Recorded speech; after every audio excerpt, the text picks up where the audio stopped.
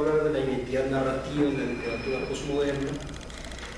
El propósito de este trabajo es poder caracterizar el escepticismo propio de la literatura posmoderna y delinear las implicaciones que ello tiene, tanto para la narrativa autobiográfica como para los modelos a partir de los cuales se define la identidad de los personajes en ese tipo de literatura. La hipótesis que subyace es que la modernidad tardía responde, al menos en algunas de sus formas literarias, a formas narrativas de la identidad que traducen esta en estructuras eminentemente ficcionales. Varios analistas comparten la hipótesis de que, a pesar de la dificultad inherente a su definición, posmodernidad es, epistemológicamente hablando, sinónimo de una forma de antifundacionalismo y escepticismo radical. A principios de los 50 del siglo pasado, Arnold Toynbee empleó el término posmoderno para referirse a un fenómeno originado a finales del siglo XIX y que suponía marcado por el ascenso de una sociedad de masas y de una novedosa clase de trabajadores industriales. En ella, lo burgués se veía rebasado por un modo revolucionario, anárquico y que se caracterizaba por variadas formas de convulsión y agitación social. Algunos de los atributos negativos que se han asociado con el posmodernismo los refiere Lloyd Spencer al mencionar que implican una extensión del impulso escéptico crítico y del sentimiento nihilista de la primera modernidad. Bajo la condición posmoderna, el disenso se generaliza. Los filósofos posmodernos promueven un nivel de diversidad y de ambigüedad. Su doctrina se enfoca en la idea de que nuestros sistemas de creencias no pueden encontrar un sentido último. Sus filosofías se prueban como antifundacionalistas en términos generales y autores como Lyotard afirman que el posmodernismo implica un rechazo a la autoridad de las metanarrativas establecidas. En tanto el conocimiento está asociado a una jerarquía social privilegiada, Lyotard critica los sistemas clásicos de conocimiento y considera que el impacto de lo posmoderno sobre la conciencia humana se debe a que se basa consistentemente en el escepticismo. Este sería un elemento indispensable para contrarrestar las formas de conocimiento derivadas de las hegemonías de poder dominantes. En contraste, Frederick Jameson sostiene que el posmodernismo es una forma diluida del modernismo, caracterizada por el auge de la sociedad capitalista y de consumo propias, por tanto, de un periodo económico y cultural específico. Más allá de las ambigüedades ante la definición del concepto, sobre las que abundan reflexiones, parece que nos encontramos ante una ruptura interna al modernismo conservador, rígido y elitista. A partir de este quiebre, el conocimiento y sus manifestaciones se transforman en manifestaciones diversas, antielitistas y antiautoritarias. Se radicalizan en las posibilidades de la impredictibilidad. En ese sentido, ante la concepción optimista de la razón y de sus efectos científicos, tecnológicos y urbanos, se estimulan formas contestatarias de anarquismo y violencia. La literatura posmoderna parece responder a este estímulo caracterizado por una cierta constelación de estilos y de tonos en las obras culturales. En ella se deja ver un tono de cansancio y agotamiento que se traduce en una mezcla de formas, estilos y niveles discursivos. Un impulso a las copias y la repetición, un conocimiento que disuelve el compromiso en ironía y una conciencia del yo asociada a un rechazo de la historia. Autores como Gitling consideran que la ficción posmoderna oscila conscientemente entre distintos géneros, actitudes y estilos. En ella se confunde lo ficcional y lo no ficcional, los niveles culturales y los estados de ánimo.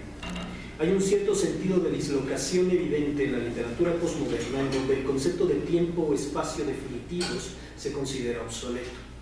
Las convenciones realistas han sido superadas al enfatizar la indecibilidad y la debilidad de todas las certezas ontológicas. Sin duda, varias obras propias de la literatura posmoderna se adhieren a la definición de Gitling, pues en ellas se refiere a la vida moderna como insustancial e impersonal. Exigen escape o variadas formas de exilio, suelen suceder fuera de un tiempo y espacio concretos. Refieren la experiencia del encierro o del aislamiento a pesar de las aparentes relaciones sociales, entre otras características. Sin duda, algo de ello opera no solo en la literatura, sino en todo el arte contemporáneo. Este suele ser más irónico y reflexivo, al grado que autores como Calinesco consideran el posmodernismo artístico y literario como una continuación del kitsch o del avant-garde y una continuación decadente del modernismo.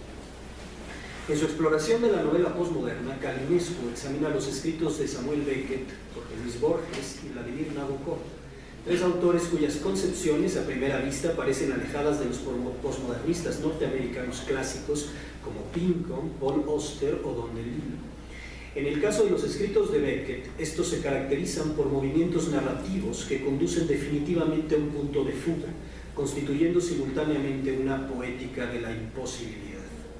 Calinescu dice que esta forma de poética tiene que ver con la impotencia ante el mundo y con una falla, una poética que establece que uno debe escribir porque es imposible describir.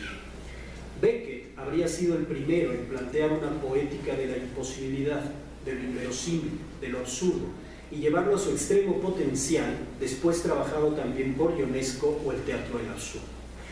Estaríamos ante la imposibilidad de la palabra como espacio de sutura de los problemas que ella misma produce. En el otro caso, aunque las obras de Borges y de Nabokov difieren radicalmente entre sí, se unificarían en cuanto a sus modos de representación.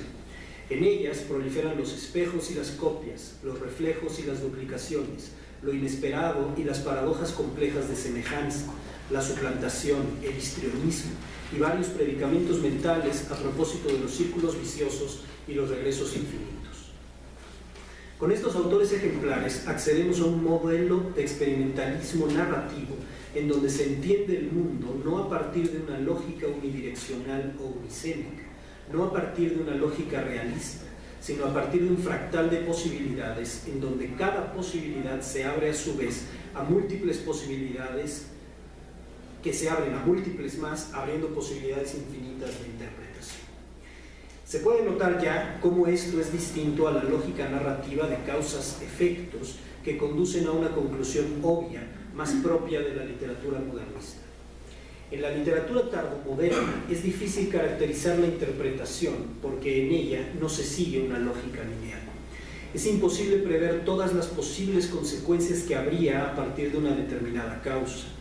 Se vuelve imposible para el lector concretar todas las posibilidades de sentido que se abren. Opera, además, en distintos niveles de tiempo, el tiempo de la memoria o el tiempo del afecto. Ya decía Heidegger que no es igual el tiempo de la historia que el de la física o el del afecto. 60 minutos pueden pasar de distintos modos. El estado de ánimo influye en cómo pasa. En las narrativas que describimos, las de la posmodernidad, no se habla del tiempo homogéneo, sino de un tiempo saturado de afecto y de los conflictos subyacentes a tratar de conciliar los flujos de conciencia y la memoria con la objetividad. Un ejemplo de ello lo encontramos en Joyce, y al rastrear en sus obras el modo como operan las formas narrativas de la autobiografía. No solo se vuelve difícil determinar en ellas qué corresponde a la realidad y qué es ficción, sino que el Ulises de Joyce plantea el dilema de en qué medida es de hecho posible escribir una autobiografía. Nos enfrenta a problemas a distintos niveles, el de la escritura misma y sus límites, por un lado, pero también, más precisamente, al problema del yo y al de en qué medida es posible escribir el yo. Además, en qué medida podemos presuponer verdad en la escritura del yo, o al respecto deberíamos solo hablar de verosimilitud o de interpretación. En el Joyce del Ulises no encontramos una narrativa autobiográfica que recurra a la memoria o a la veracidad de los acontecimientos para presentarlos tal y como habrían sucedido. A fin de cuentas, ¿qué sería eso de los acontecimientos tal y como habrían sucedido? ¿Solo suceden de una manera? ¿O acaso la manera en la que suceden los acontecimientos nunca es accesible por parte de un sujeto que pretenda describirlos? Es decir, al describir los hechos, el sujeto inevitablemente los ficcionaliza, retoma partes de la memoria, partes del deseo, partes de la total invención, etc. Es posible derivar de aquí la hipótesis de que en las narrativas críticas de la modernidad, la identidad es resultado de una construcción, mucho más que una constatación de una supuesta sustancia preexistente a un nivel realista. No es posible decir más. Ahí están los hechos que configuran la identidad. Describámoslos. No hay más una identidad, sino solo sus descripciones. Estas remiten a otras descripciones o a otras posibilidades previamente abiertas, vistas desde distintos ángulos. Lo que se ve son las perspectivas abiertas de las descripciones de un fenómeno, no el fenómeno. El fenómeno es inaprehensible, al grado que podríamos cuestionar que si hay un fenómeno nunca podríamos determinarlo de hecho. La realidad se escaparía para quedarnos frente al espectáculo de las descripciones perspectivísticas de la realidad. Nos aproximamos así al tipo de problemas epistemológicos propios del posmodernismo literario, que son consecuencia de cierto tipo de escritura derivado de algunos supuestos a propósito del papel de la contingencia y el azar, la verdad, la certeza, el determinismo, la libertad, etc. Todo ello remite en definitiva a la relación entre realidad, ficción y representación. Pareciera que este tipo de literatura no puede sino ser autorreferencial, pues no funciona señalando hacia algo que esté fuera de ella, sino que es autorreferencial. Habla de sí misma y, si acaso, del resto de la literatura en su conjunto. Los personajes no remiten a seres humanos, o, si lo hacen, es según estos seres humanos son retomados en referencias o momentos de la misma literatura. En donde existe la tentación de que lo que se está diciendo tenga que ver con la realidad, es en nosotros. Somos nosotros los que, cuando escuchamos un dato conocido, remitimos a la realidad como pauta de interpretación. Así, cuando escuchamos Nueva York, pensamos en la ciudad de Nueva York y, por supuesto, en el contexto de la lectura, esta analogía no opera adecuadamente y asumimos que no tiene sentido. Nosotros hemos puesto estructuras de verdad conocidas, hemos aplicado nuestra semántica cotidiana para aportar verosimilitud y realidad a un personaje de literatura. Nos preguntamos, ¿cómo puede hablarse de Nueva York sin referirnos a Nueva York? ¿Cómo puede ser simplemente un tropo de discurso, un mero recurso estilístico? Para que nos genere a nosotros sentido, tenemos que someter las estructuras del discurso a una estructura previa que está en nosotros y con la que adquirimos sentido. En resumen, al enfrentarnos a este tipo de literatura, no respetamos la lógica misma del discurso, sino que pretendemos someterla a la nuestra. Nosotros planteamos al texto preguntas que surgen de nuestras inquietudes de sentido, de nuestra necesidad de comprensión, presuponiendo que el texto coincide con esta misma dinámica de sentido, pero no es así. El texto opera de modo autónomo y responde a otra lógica del sentido en donde lo que se dice no se relaciona directamente con hechos del mundo.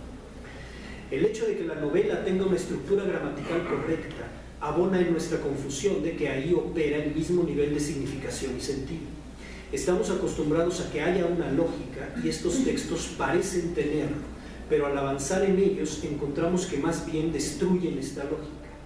Cuando usamos el término sentido es porque necesitamos tratar de comprender qué sucede. Recurrimos a las categorías existentes para dar cuenta de un acontecimiento de discurso y de estilo que está colocado en su suceder más allá de las categorías de las que disponemos. Al remitirnos a las categorías habituales, estamos tratando de entender, pero el acontecimiento no está hecho para ser comprendido, simplemente sucede. El que tiene necesidad de comprensión es el intérprete, y este solo puede comprender remitiendo lo que sucede a las estructuras conocidas. Al hacerlo, lo pervierte, le arrebata su emergencia y lo vuelve algo que ya no es lo que era. Habría varias formas de abordar estos aspectos. De momento solo diré que la complejidad y la velocidad de los acontecimientos no pueden entrar en la frecuencia de las hipótesis y de los discursos que pretenden apropiárselos. Los razonamientos requerirían una trama de discurso cuya complejidad requeriría de tal potencial rizomático que se volvería por principio infinito, imposible de conseguir su propio cierre. El discurso pretendería llegar a un sentido, pero solo podría mantenerse en la tensión de su permanente acercamiento, infinitamente desplazable. Sería como esperar a Godot. El tipo de literatura que nos ocupa pone en crisis la presunción filosófica de un saber verdadero, total o con sentido definitivo. Se vuelve imposible justamente por la manera como se suponen las condiciones de los acontecimientos. Esas condiciones son inmanejables no solo por su cantidad, sino también por su complejidad y por la diversidad de abordajes a los que pueden ser recurrentemente sometidos. La obra no podrá, justamente por ello, sino de construirse a sí misma de modo recurrente, vaciar con un giro de tuerca en la narración cada nueva posibilidad de sentido que pareciera mostrarse. Los discursos se coimplicarían entre ellos de tal modo que no podrían evitar al final el balbuceo delirante y la agonía de la conclusión. El Ulises de Joyce narra un día, pero no se lee en un día. Muchas páginas suceden mientras el personaje camina una cuadra. No hay una equivalencia entre lo que sucede en la realidad y lo que va sucediendo en términos narrativos respecto al flujo del pensamiento del personaje. Tampoco lo hay respecto al tiempo que dilata la reconstrucción narrativa del estilo de dicho flujo de pensamiento al tratar de bajarlo a la escritura con el tiempo en que un individuo camina una cuadra. Un estilo escrito que pretenda abordar el flujo de conciencia tendría que hacer un uso distinto de las conjunciones, las puntuaciones, las secuencias, los énfasis, la causalidad. La descripción escrita de lo que sucede requeriría páginas y páginas. Hay una lógica de los acontecimientos internos que no cuadra con la lógica realista de la descripción que operaba en la literatura modernista. En ella hay varias páginas de descripciones psicológicas y físicas de los personajes. Uno visualizaba a los personajes. Ellos respondían a una dinámica realista. Esta literatura posmodernista no requiere de estas descripciones o las descripciones son inverosímiles. Por citar solo un ejemplo, Paul Auster describe a Mr. Vértigo, el personaje principal de su novela homónima, como el primer estadounidense que caminó sobre el agua. ¿Cuáles son las analogías de esta forma de narrar con un individuo en el diván de un psicoanalista? ¿Se está describiendo a sí mismo en su realidad? ¿O más bien recurre a la memoria simplemente como una fuente pretextual que sirva de base material para la invención de un yo dotado de una identidad que permite encontrar sentido de una experiencia que no lo tiene por sí? El sentido lo requiere el yo, ese yo construido, por ello lo indaga, pues así conviene a unos acontecimientos que no parecen tenerlo. En Ficciones en la autobiografía, Paul John Ekin investiga el estatus epistemológico de la persona del autor en la autobiografía del siglo XX. Ekin dice, cito, cuando un yo habla, y especialmente en el discurso autobiográfico, ¿es el lenguaje en efecto un discurso original, un testimonio autovalidable de la originalidad del yo, o es el discurso fatalmente derivativo? En oposición a una verdad definitiva basada en la memoria individual y los hechos reales, los exponentes de la escritura autobiográfica están involucrados en el arte de la autoinvención. En cuanto tal, ellos se involucran en un complejo proceso de autodescubrimiento y autocreación. Debemos destacar la ambigua naturaleza de la autobiografía contemporánea, afirmando que en ella los hechos verificables se yuxtaponen con la ficción y la mitización. Frederick Jameson, en Posmodernismo y Sociedad de Consumo, sostiene que el posmodernismo es, cito, un síntoma alarmante y patológico de una sociedad que se ha vuelto incapaz de lidiar con el tiempo y la historia. Fin de la cita. Jameson afirma que la percepción posmoderna del yo es comparable con la del esquizofrénico. Los esquizofrénicos adolecen de un sentido de memoria continua y son incapaces de proyectar una imagen de identidad. Jameson emplea el concepto de esquizofrenia tal y como la definía Jacques Lacan, cito, la experiencia esquizofrénica es una experiencia de significantes materiales aislados, inconexos y discontinuos que no pueden unirse en una secuencia coherente. Gracias.